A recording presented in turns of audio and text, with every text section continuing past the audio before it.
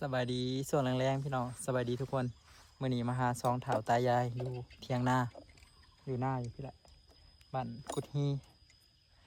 ทางหมองห้ามากกันมากทางบ้านหมองค่ายแต่ว่านาเราอยู่บ้านกุดฮีบ่เคยมายามนี้จักเถื่อมาแต่ยามเกี่ยวเขาวไปเดี๋ยวไปหาแล้วก่อนมาหาแม่เถาพ่อเถาว้ายยังไงมึงมุมฟักแหวนลายเนาะแม่เถา ฮะจักสื่อจื่อสื่อแล้วเนาะพักแวนไลฟ์ดิอยู่กับใครอยู่คนเดียววะเออลูกชายจะผ่านมาพวกเราอยู่อเมริกาเนี่ยถ้าผ่านเงินมาให้เราพวกเราอยู่อเมริกาให้เราให้4 ล้านแหงงูมีเขาคิดว่านะบอกเขาว่าเล่นไพ่ชนะลูกนี้เลยจะอันนั่นแหละก็แล้วแต่เจ้าไหวใส่ชิมืออะไรบ้างจะนอนก่อนก็ได้เดี๋ยวสิเลาะเบิ่งแค่นี้ก่อนต้มอีกอย่างนะลูกไม้เด้อไอ้ขอบใจหลายๆเด้อขอบใจหลายๆที่ว่าอันเอาเงินมาให้แม่เฒ่ากับพ่อเฒ่าเราอันเราอยู่คนเดียวเรานะพ่อเฒ่าโอ้โหเราไปใส่พ่อเฒ่าเราไปใส่บ่เพราะว่ามีแปรนะเนี่ยโมเมนต์แคนดี้แคนดี้โมเมนต์แปรโมเมนต์พัวแปรบ่ได้มาอยู่ต่างประเทศเพื่อนเราพัวสเปรมันนะโมพาเงินมา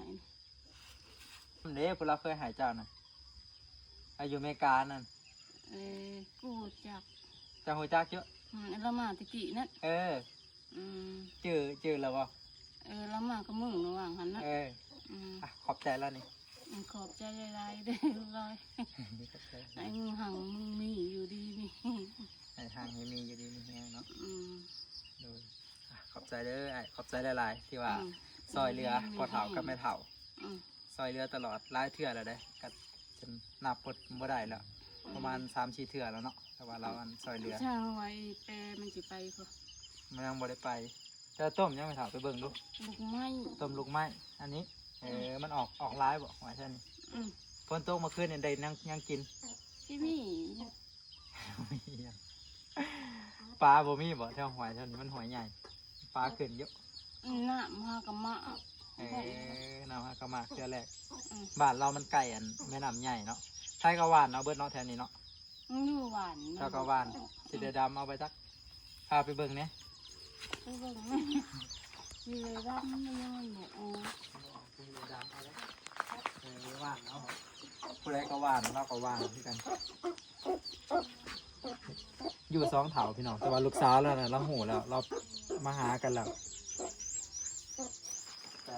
ผมบอกกับใจแล้วลูกเอ้ยอยู่ดีมีแห้งมันยืนเลยมาหาพ่อมียังก็มาเอาพ่อก็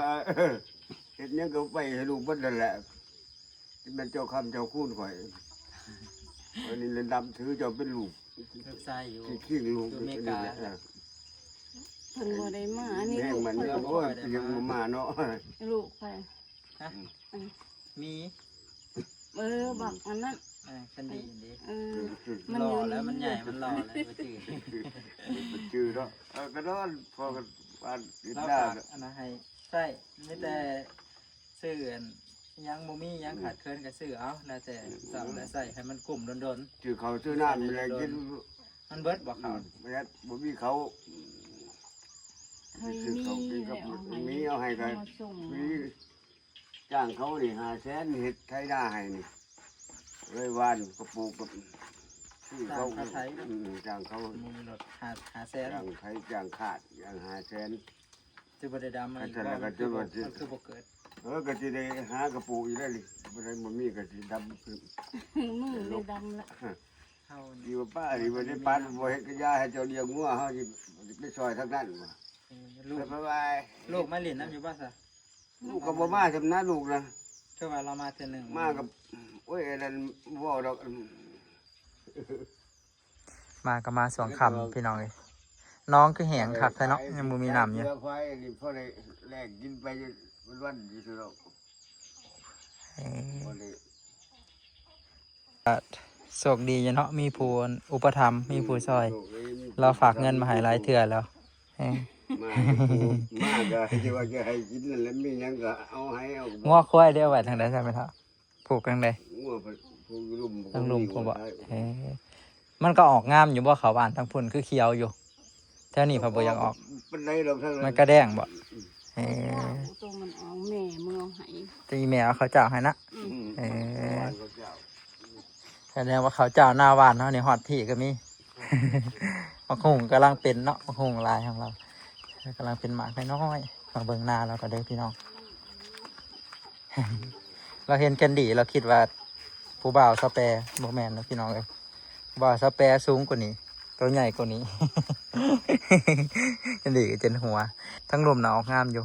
เขาเห็ดหน้าหวานเบิดพี่น้องเลยโบว่าบ้านได้ท่านี้ก็หวานโอ้ยแล้วเบิดแล้ว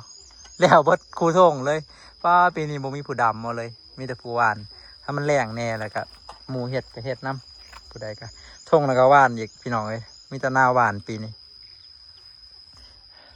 เราปลูกพืชปลูกผักไรหรือพอเท่าก็ไม่เท่าแต่ว่าอยู่นี่อยู่ไกลคนเดี๋ยวนี้เรามาอยู่ทงไห่ทงหน้า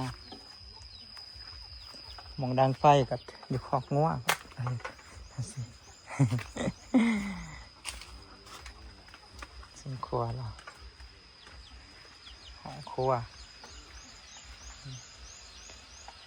อยู่ไกลคอกงัวครัวงัว ครัวอยู่กับงัวต้มน้ำใหม่กินบ่คืนนี่ฝนตกแล้วคือสิได้แนวกินอยู่ดอกแปลว่าบ้านเรามันเป็นนั่นอยู่น้ำทงไห่ทงหน้านะไก่กับบอนนี่อาหารการกินแน่ก็ใครแน่นี่แต่อึดแต่เขาก็หน้าโบราณเราบ่มีรถไถเห็ดก็เลยอึดแต่ว่าเมื่อบ้านเฮากับอีแม่กับแบ่งให้ตลอดพี่น้องเลยเป็นนั่นพี่เป็นน้องกันบ่ได้ทิมได้ปะเราแต่ละปีก็ได้ให้คู่ปีหลายกระสอบแหละแล้วก็กิน2 เท่า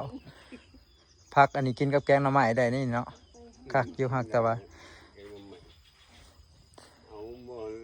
บ่เฮาบ่อยากถือหยังเฮามาซื่อๆมันทางเปื้อนก็ดอก มีมากก็ยังว่าเอาลงให้ อย่ามันไปติดทงหน้าบ่กล้าเอาไป มันสิไปติดหายติดนา มันลงหน้าบ่ยะเด้มันลง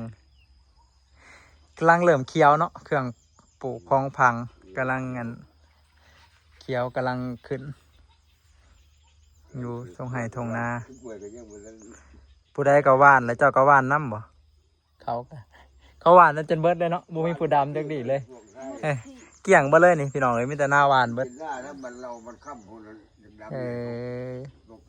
มีแต่ผู้ว่านเอาพี่น้องเลยมานาเรารอบนี้นะฟูเราฝากเงินมานะเราว่าเจ้าคือสีดำหน้าบ่ได้แล้วเท้าแห้งแล้วเราว่าเรายันเจ้าเมื่อยแล้วเราส่งเงินมาให้ซื้อเขากินเราว่าแบกกับงวน่ะบ่ต้องซื้อก็ย่าเราพอแล้วมันอย่ามันยากเวลาเลี้ยงเวลาอย่างนะเอาเงินไปซื้อเขากินซะเราว่า ท่านนี้ได้เมียมั้ง ฮะ ได้เมียแล้ว เจ้าเราก็บ่ได้ถามเรา โมโหว่าจังใดแหละก็บ่โมโหรายละเอียดทำเราผมบอกให้ซื้อแบ่ซื้องัวกับยาเราวะแบ่เจ้าก็ขายแล้วบ่ ยากินนี่แหละเด้ไม่ให้ชวนมันนี่จะพันจะขาก็ซุ่มน้องคือจริงๆก็บ่ ไม่กินมันเขาเจ้าเนาะเขาเจ้าก็หาย แล้ แล้ว ว พวกศัตรูอยู่นี่ครับบ้าน ว่าไปแล้วบัดนี้ บ่อันเฮาเลี้ยงอันแบ่เลี้ยงหยังอันว่าเลี้ยงแบ่เนี่ยเขาเจ้าหายอยู่แล้วมันเป็นเรื่องปกติเพราะว่ามันเข้าสวนเข้าหยังเขาเจ้าอันนี้แค่แม่นว่าซื้อข้าวสอบนึงนี่กุ้มบ่แม่เฒ่าจัก2 เดือนฮอดบ่เดือนหนึง2 เดือนเงินเราเอาให้นี่สิได้ประมาณจักเดือนว่าเดี๋ยวเขาคิดมันก่อน ไล่มาก่อนสอบ1 2 สอบ3 สอบ4 สอบถ้าแม่นไปซื้อน้ำอันน่ะทำพี่น้องตัวเองก็ได้เขาอันแม่นางร้อยเด้เขาแม่ต้นเขาอันเขาสิมันเบิดปีแล้วเด้เขาเจ้าอยากขายนะเมื่อเบิ่งทางบ้านพุ่นแหละหากก็ไปซื้อเอามาไว้หลายๆก็ได้จะบ่แก่มาหลายเทื่อนะถ้าไปซื้ออยู่โรงสีบัดราคามันสิต่างเด้แล้วซื้อน้ำพี่น้องตัวเองผู้ว่าเขาเจ้าอันอยากขายออกก็แหละคนงามเนี่ยเขาเขาบุกลายเอาแก๊ส มันอยากแพงเนาะมีแต่เจ้าไปสี่ว่าจะไปเมื่อซื้อเลยให้เราสีให้เด้อเดี๋ยวสิเมื่อบอกกันเขาให้สีให้เพราะว่าเราอยากขายเขาออกพอดีเลย ให้กลุ่มเนาะกลุ่มฮอดพุ่นแหละ คนอันนี้จะนำจักสอบบ่เกินหมื่นมื้อนี้ไปหมื่น2 มื้อ เดี๋ยวสิบอกเราให้ ให้มันให้ตูน จะเอา ไปโลดสิเอาเงินไปให้อยู่แล้ว จะเอารถไทยไปแก่เอารถเด้อให้เขาจะเอารถไทยไปแก่เอาเด้อเอาเป็นข้าวเปลือกมาก็ได้ หรือว่าอยากเอาเป็นข้าวสารนำก็ได้ สิยากอีก เอ้ย เที่ยว คันเฮาซีไปเฮิงมาผัดกินบ่ได้บ่ล่ะอย่ามันกินบ่แซ่บหันนะแล้วแต่เจ้าสิเอาข้าวเปลือกเบิดหรือเอาข้าวสารเบิดนำหรือว่าข้าวเปลือก สอบหนึงก็เบิดข้าวเปลือกก็ยัง3 สอบบ่ได้สิเป็นข้าวสาร ประมาณนั้น3 สอบละมันสอบละแสนปลาย2 แสนนี่แหละใครแม่นว่าชื่อน้ำพี่น้องตัวเองอาจสิประมาณนี้สิได้หลายสอบเต็มอยู่ให้ก็สิกลุ่มเฮิงอยู่ 3 สอบ เราฝากเงินมาให้รายมือแล้วได้ตั้งแต่อาทิศก่อนพุ่นแต่ว่าเฮาบ่ได้บ่มีเวลามาช่วงยากเวียกก็ยากถ้าช่วงบ่มีเราเฮ็ดก็นอนอยู่ซื่อๆ มันบ่แน่บ่นอนนะง่ายๆก็บางเทื่อก็มีเวียกก็จนบ่ได้อยู่ได้เช้าช่วงนี้ก็เป็นช่วง เคยมี ปิดโรงเรียนแบบพาเด็กน้อยไปเสียงแหน่แล้วก็ปั่นข้าวหวานน้ำแหน่บ่ได้ไปใส่ดอกเฮ็ดให้เฮ็ดนานํกันเช้านี่ก็ปั่นกันเท่านาขาด เออ โอเคบ่เฒ่าไม่เฒ่าเมื่อก่อนเด้อ โชคดียู่ดี ขอบใจหลายๆเด้อไอ้ผู้ที่ว่าส่งเงินมาให้พ่อเฒ่ากับแม่เฒ่าให้อยู่ดีมีแฮงหาเงินหาค่ำได้หลายๆเด้อ มันยื่นให้ได้เป็น ประสบผลสำเร็จเบิดเฮ็ดหยังก็ให้ประสบแต่ผลสำเร็จ ตูนมันหอนเลยค่ะ หวานเบิดทุกคนแล้วปลอดภัยก็หวานเบิดแล้ว โอ้ย โอเคพี่น้องเดินทางกลับไปเด้อพี่น้องบ๊ายบาย โอ้ย